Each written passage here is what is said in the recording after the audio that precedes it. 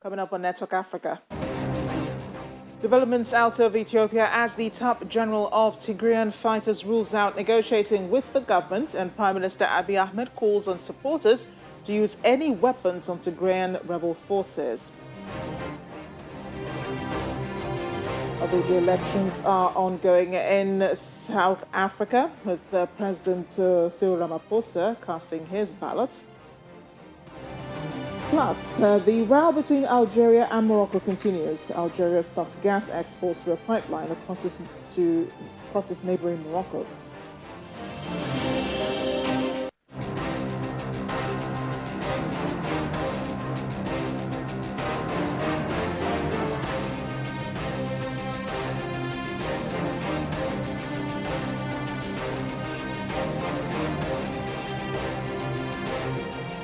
Hello everyone, and thanks for joining us. I'm Amarachi Ubani. Begin with a look at stories that made headlines on the continent over the weekend.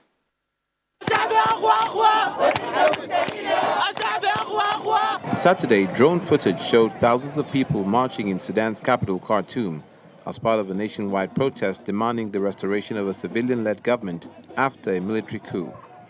The demonstrations in Khartoum took place as security forces used tear gas and gunfire to try to disperse a huge crowd after protesters had been setting up a stage and discussing the possibility of a sit-in.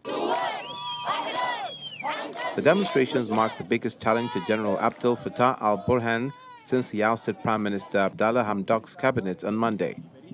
People also took to the streets in cities in general, eastern, northern, and western Sudan. Crowds swelled to the hundreds of thousands in Khartoum. Today, my message is for all the people behind the coup. We have no problem with the army, but we have a problem with some individuals who are in charge of the army. Our problem is with some civilians who collaborated with you. It does not make sense that you, Abdel Fattah al-Burhan, have removed them. So now it's either us or you. Still on Saturday, rebellious Tigrayan forces said they'd seized the strategic town of Dessie in Ethiopia's Amhara region, where tens of thousands of ethnic Amharas have sought refuge from an escalation in fighting. The fighters pushed Ethiopian government forces from Dessie and were headed towards the town of Kombolacha. Getachew Reda, spokesperson for the Tigray People's Liberation Front, told news agencies by satellite phone from an undisclosed location that Tigrayan forces had captured numerous Ethiopian soldiers. The capture of Dessie will be a strategic gain for the Tigrayan fighters against central government forces who are trying to dislodge them from the Amhara region. Meanwhile, on Sunday, the U.S. State Department said it gravely concerned by the expansion of fighting between Ethiopia's government forces and Tigrayan rebels in the north of the country. Washington reiterated its call for the Tigray People's Liberation Front to withdraw from the Amhara and Afar regions and halt its advances in and around the cities of Dessie and Kombolcha. Still on Sunday, the state-owned South African firm Transnet said it has shut down a petroleum pipeline in the coastal city of Durban after a fire. The company said in a statement that its initial assessment suggested the blaze was caused by an attempt to steal fuel from the pipeline. However, 2 people have died in the fire.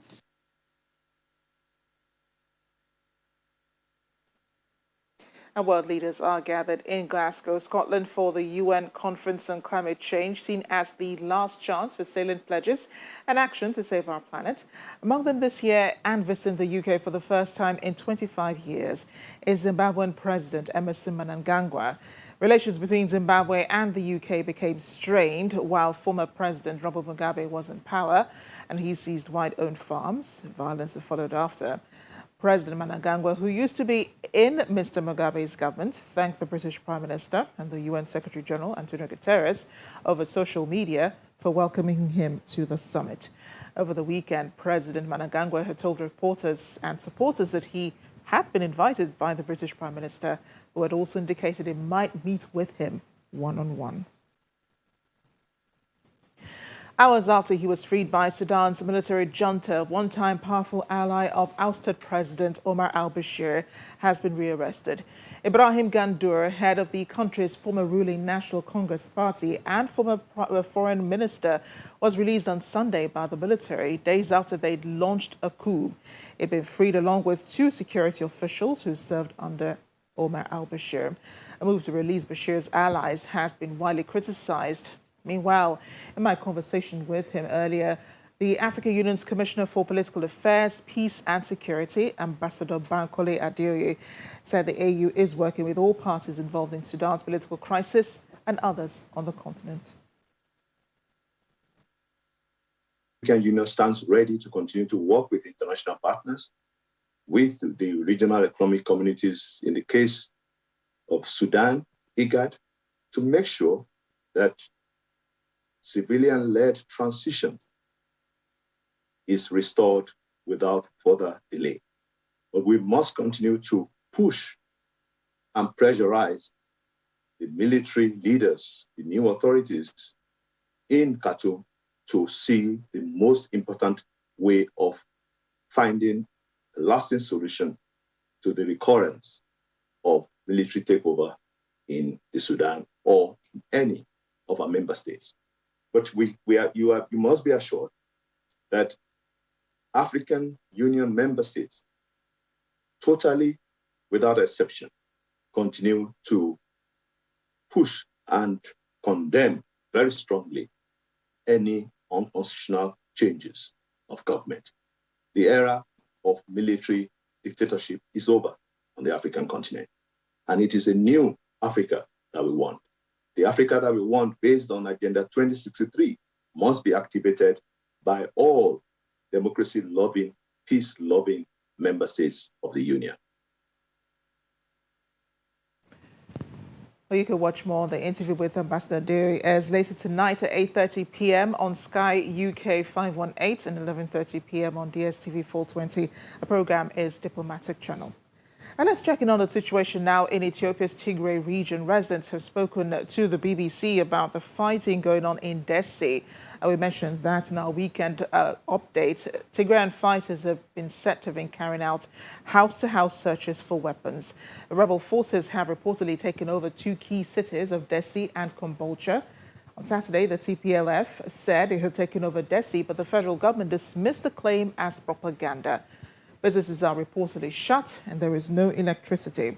Phone lines are also down, but some residents have been making calls by going to higher areas in the city. Meanwhile, top general of the Tigrayan fighters, Sedkan Gebretesne, has ruled out negotiations with the Ethiopian government, saying that the war is nearing its end. He was quoted by local media as saying that there is nothing that can be resolved through negotiations. A government's communication office has accused the Tigrayan forces of killing dozens of civilians in Kombolcha. In the meantime, voicing more international concern over the crisis in Tigray, U.S. Secretary of State Antony Blinken says the U.S. is alarmed by the reports of the TPLF taking over the cities of Dessie and Kombolcha, and called on all parties to stop military operations and begin ceasefire negotiations without preconditions. Well, let's talk now to Tigrayan activist Meaza Gebremedin. She's in Washington. Meaza, thank you for joining us on the program today. It's a bit, quite impossible sometimes, a bit difficult trying to confirm what's true and what is being exaggerated coming out of Ethiopia. What are you hearing from your sources regarding the fighting going on in the region and the Ethiopian army's airstrikes there?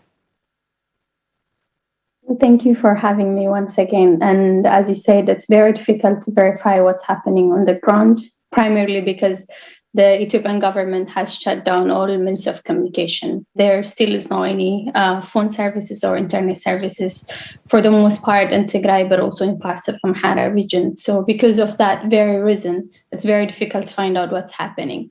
However, because of the limited resource and sources we have. We know that since the last 2 weeks, there has been a resurging airstrikes in Tigray targeting civilians. The Ethiopian government has been actively targeting hotels, health facilities, farmlands, as well as public infrastructures across Mekelle and in other parts of Tigray, claiming the lives of innocent Tigrayans, including a pregnant woman and children. At the same time, the Tigrayan Defense Forces continue to target the invading forces in different parts of Ethiopia. This is primarily in order to lift the siege that Tigray has been put in for the past almost a year now. So because of that, there has been an active advancement towards key areas in Afar and Amhara. Yeah, and are you able to confirm that Tigrayan fighters have been carrying out house-to-house searches, as some residents have said, to international media, carrying out searches for weapons in Dessie? Would that be in response to Prime Minister Abiy Ahmed reportedly calling on supporters to use any weapons to stop the advancement of Tigrayan rebel forces? I haven't seen any credible report by any international media proving what you just talked about, but what I know to be true is that the Tigrayan Defense Forces have controlled key areas that would enable them to lift the humanitarian siege, and in doing so, they have controlled Dessie and other critical areas. But while they continue to do this, they continue to put the interest of civilians at heart, including those in Amhara. They have been pleading with residents of the Dessie city to comply and to remain at home and to keep themselves safe. However, the Ethiopian government, led by the fascist Prime Minister Abiy Ahmed, has called upon every citizen to use whatever weapon they have at home in order to target not only members of the Tigray Defense Forces, but also any Tigrayan that lives around them. Meaza, can you confirm that Tigrayan rebel forces have taken over Dessie and Kombolcha? First of all, I would like to reject the labeling of rebels. These are not rebel groups. These are members of the Tigray community that are fighting for survival. They're fighting to protect their people and to find a way to provide humanitarian aid towards the people of Tigray that are suffering from a man-made famine as well as a state-sponsored genocide. Having said that, the Tigrayan forces, yes, indeed, have controlled Dessie. And what is the plan, going forward? I mean, really what they want is autonomy, right? So why all the fighting? The Tigrayan people and our government, way before the war was waged on us on November 3rd through the invasion of Tigray by Eritrean forces, have been calling for a peaceful national dialogue, a dialogue that includes true representation of each nation and nationalities, and that will help them to find a political settlement for the differences that were very apparent.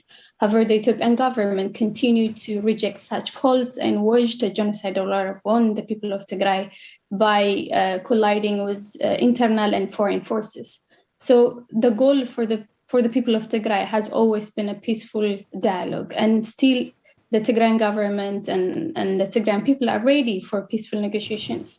However, these negotiations can only be done if the other invading forces and the genocidal forces have withdrawn their forces from Tigray, and that they ceased any kind of hostilities against Tigrayans across Ethiopia.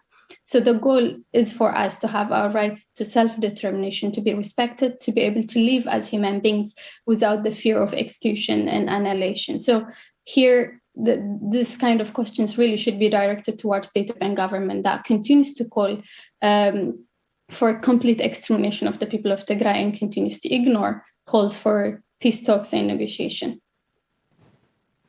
Well, Meaza, still looking at what's going on in Ethiopia, we know that there are atrocities being committed on both sides. Even you can confirm that. But thanks again for speaking with us, and we do hope that we can have access, to what's going on really in Ethiopia, to have a clearer picture of what's going on. Thanks again for speaking with us.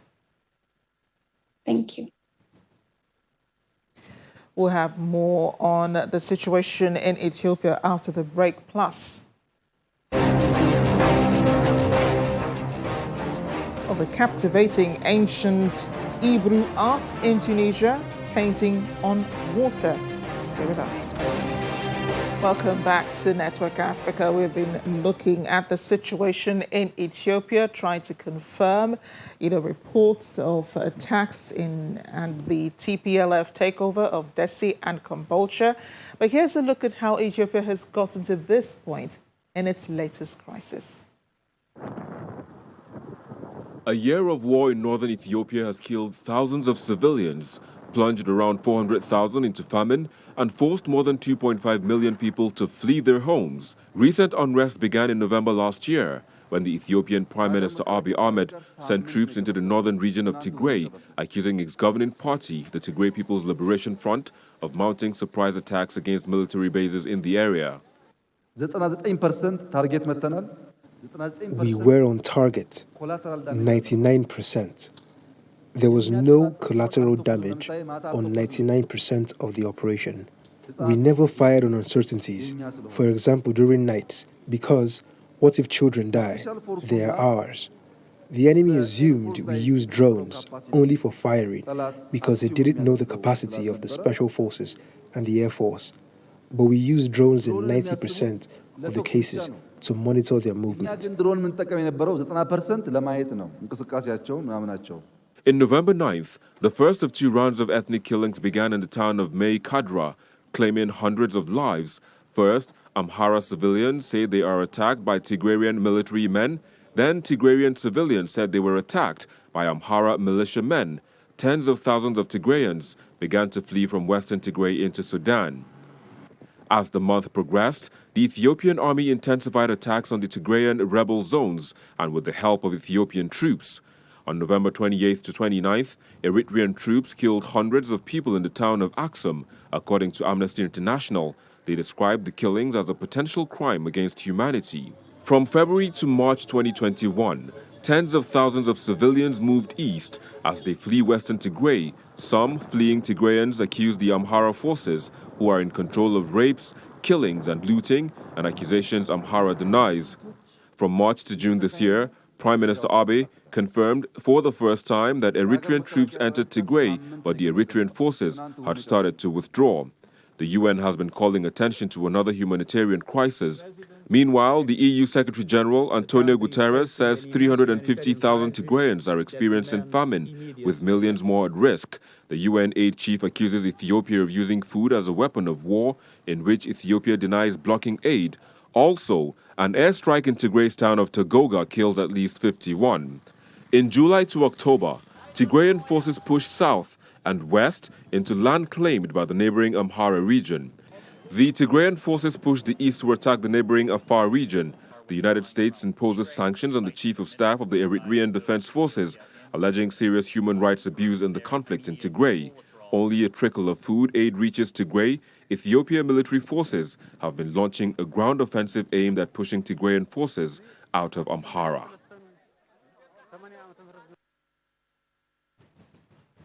We're in Northern Africa now, as Algeria has stopped gas exports through a pipeline that crosses neighboring Morocco because of a dispute between the two countries, according to the presidency. A statement from the presidency said that due to Morocco's hostile acts towards Algeria undermining national unity, the president has ordered the oil company Sonatrach to cut off trade relations with the Moroccan electricity company Oni. The Maghreb-Europe pipeline carries Algerian natural gas to Spain through Morocco, with Rabat being paid a royalty for passage. Morocco also uses some of the gas to produce about 10% of its electricity. The Algerian authorities decided not to renew the gas contract, which ended on Sunday. Sonatrach had announced it would keep supplying Spain with natural gas through the Medgas pipeline only. Now, 3.5 million voters have been casting their ballots in South Africa. They cast their ballots so far in the country's local government elections. Just over 26 million people had been registered to vote in an election that will decide who controls cities and towns across the country, including Johannesburg, Pretoria, and Nelson Mandela Bay. There were reported glitches in Cape Province and in KwaZulu-Natal. President Cyril Ramaphosa earlier cast his ballot, arriving at the polling station in Johannesburg. to vote, with the ruling African National Congress hoping to avert its worst result since the end of the white minority rule. Ramaphosa remains popular after mobilizing government grants to prevent COVID-19 from being a hunger crisis. But lasting poverty, crumbling infrastructure, nearly a third of workers unemployed, means some voters have lost their patience with the party which has ruled for 27 years.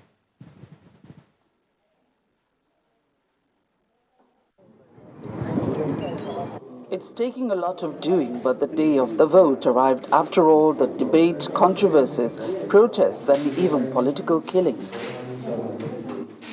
It is, yeah, it's a matter of great concern that, as you know, it's been happening for a number of years, that these contests get so tense that people take one another's lives, and it's not good. It's not good. I don't think there's nobody's life. No, if I want to be a candidate, it can't be on the blood of somebody else, on the life of somebody else. It's quite wrong. So, but I really do hope that for the rest of the day, we won't have any of that kind of thing, because we need a peaceful country. And whatever, indeed, in terms of the voting process, at the end of it, we've got to work, all of us, whatever the party, got to work with the elected government. So you can't treat your opponent as an enemy.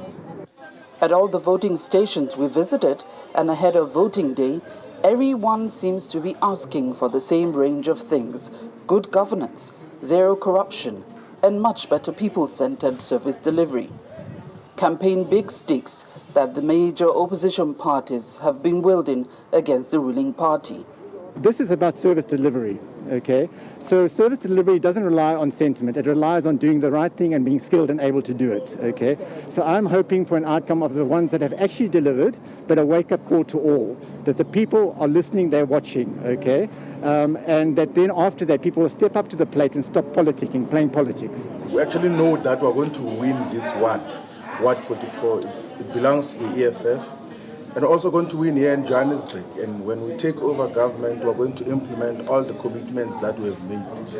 We're going to give jobs to our people, we're going to give land to our people, we're going to improve service delivery.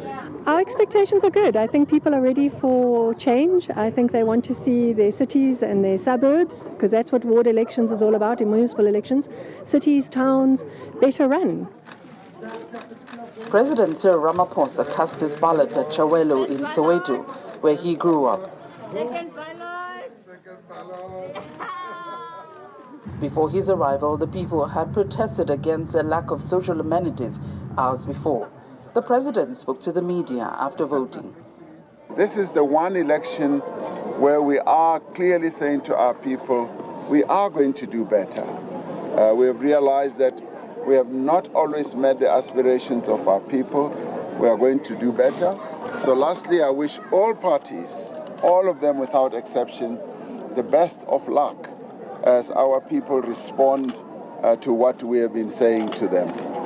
And that's just what the people say they yearn for. Their vote will tell if they are really pushing for that which they are asking for.